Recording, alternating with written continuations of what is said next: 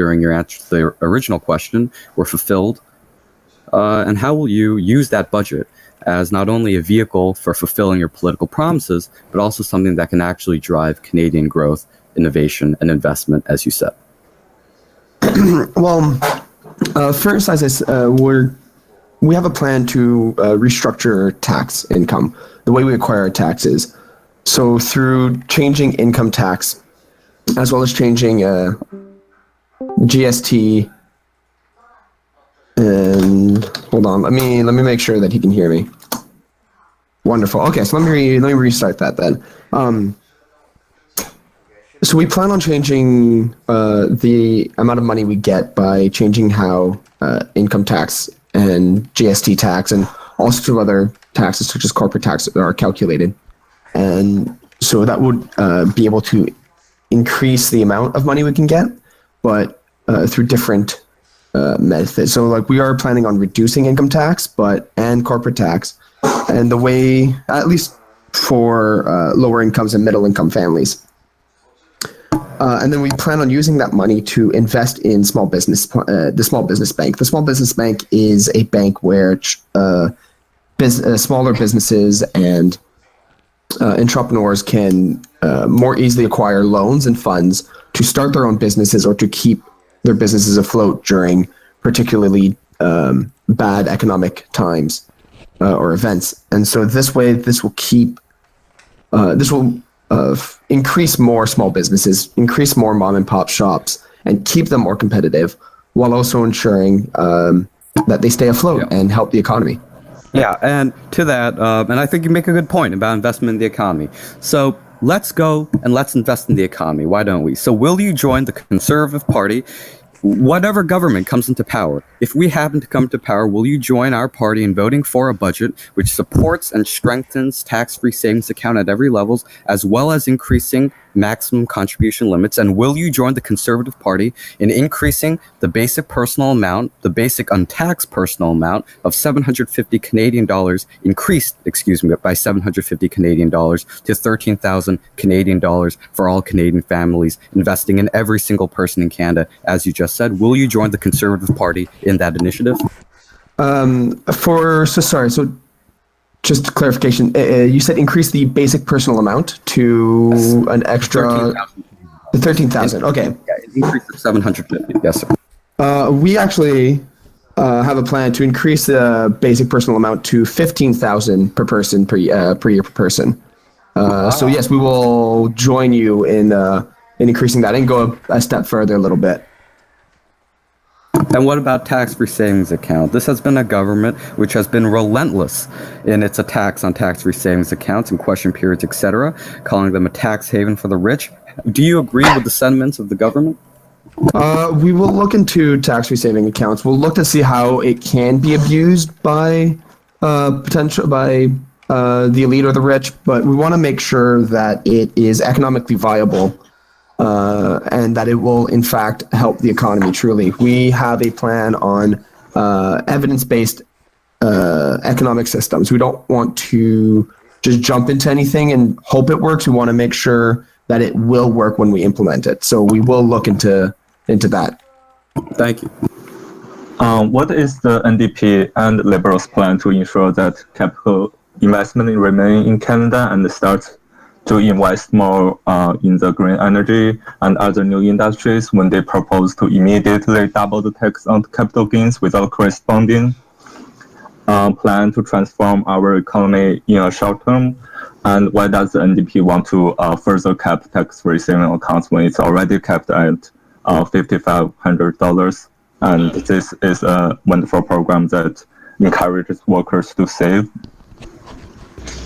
All right, so for the tax-free accounts, what we want to do is to ensure, as the honorable leader of the Liberal Party said, that these are actually being used by, regular everyday Canadians, hardworking families that are looking to invest. And we believe that this may require an adjustment in the actual cap itself. We're going to be looking at that and finding out where this cap should be set. In terms of the capital gains, this is something that would not apply to direct corporate investments, which are key for growth. So we are going to be looking at different ways to ensure a rebalance within that tax system to ensure we can keep our growth while at the same time not unfairly benefiting people who may necessarily have, let's say, a little more money than others. So what's your plan you are only proposing double the tax on capital gains right now, and I don't see other plan for the transition. I'm sorry, for the what?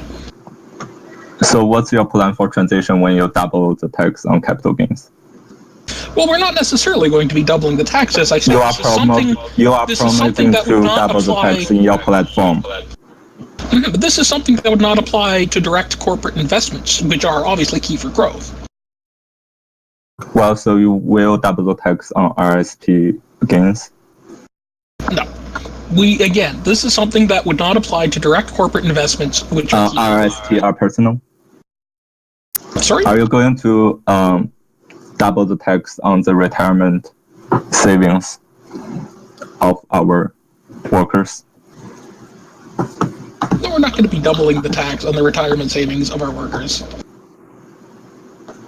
So why isn't that in the platform? So is the NDP's economic platform well thought out, or it's just a statement without other backup plan? As I've said, this is not something which would apply to direct corporate investments, which are key for growth. But it will apply to personal savings. I think this is something I've addressed already.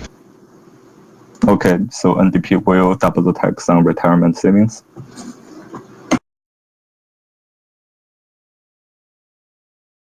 I think I've addressed this already, Mr. Moderator.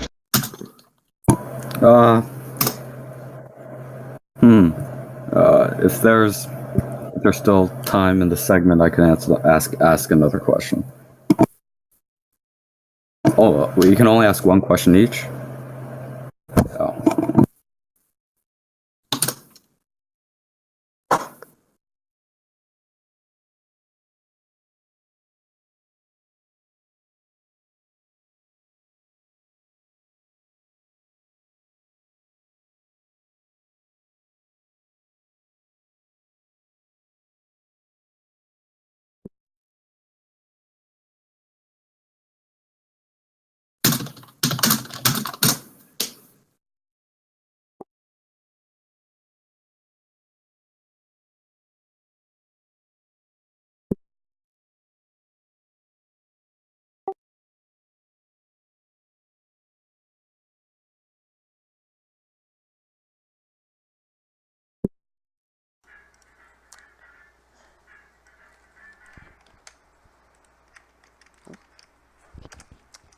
The question is, by each nation's differentiated responsibilities, the world has slowly begun to revolve its position on climate change and a rapidly evolving environment. Canada currently produces 1.6% of the world's greenhouse gas emissions, the ninth largest if you include the European Union as a whole. Yet as the world continues to form a larger consensus on the topic and the strategic risks that climate change poses, if you have the opportunity to form government, will your government and how would your government address growing issues of the environment at the domestic and international level? Well, the environment is an extremely important issue for the Liberal Party and for Canada as a whole. We understand that climate change can drastically affect the economy, and can affect the living conditions of many people. And so we definitely want to help and make our part and do our part to help protect our environment and help protect our people as consequence. So one of the things we want to do is we want to reform Canada's regime for liability for offshore oil and gas developments, so that this way that taxpayers are not put on the hook for accidents that could be prevented. So this will help keep people kind of away and less liable for any environmental policies that corporations may have that or any accidents, I should say. We also want to change. We also want to invest into new green energy sources, kind of eventually phase off of fossil fuels. While fossil fuels are very important and a part of the economy, fossil fuel energy is not something that is compatible with, well, no, I don't want to say it. Green energy is going to be, renewable energy is going to be what we have to strive for. And so we want to eventually phase off of fossil fuels, but we definitely want to make sure that there is something in place before we start the transition, instead of just transitioning into nothing. To say we don't want to have a door to nothing, as one might say.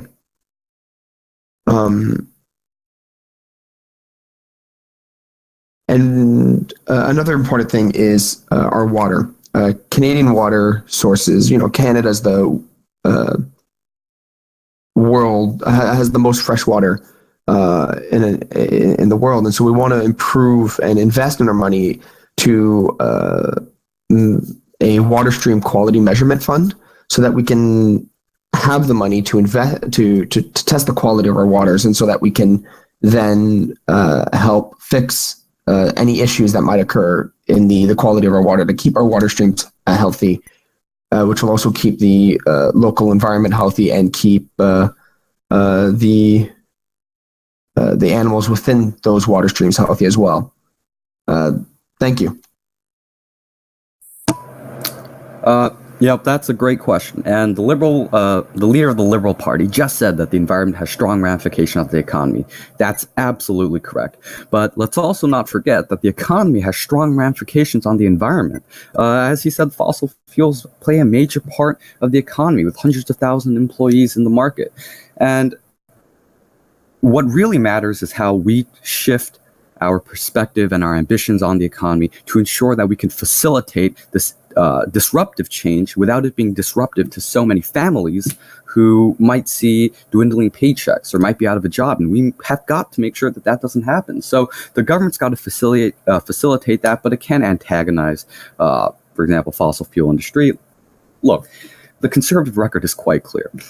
In our strong, stable, and consistent budgets, which we have balanced, it is quite clear that we have had a record of investment in promoting this change. We've invested over $100 million into green energy resources and scientific research. We've passed legislation creating parliamentary commissions asserting and assessing the structural integrity of Alberta's energy future. We've invested $50 million into building Canada's information sector. And we've endorsed increasing the mineral exploration tax credit, as well as expanded safe and regulated pipeline networks, while also facilitating strong green energy programs. And if you give us a chance at government, what we will do is we will continue this record, but we'll also continue investing significantly in household sustainable energy, grants on installation, supporting natural gas projects, continuing to expand our information sector, and we'll work with provinces on their regional transitions to make sure that alternative energy sources are protected, such as the west of this country, and increase tugboat capacity. And we're going to tackle climate change through the reprioritization of our energy focus. That's the Conservative plan for Canada's environment. That's the Conservative plan for Canada's energy source. And that's how we're going to create sustainable long-term economic growth with long-term fiscal stability.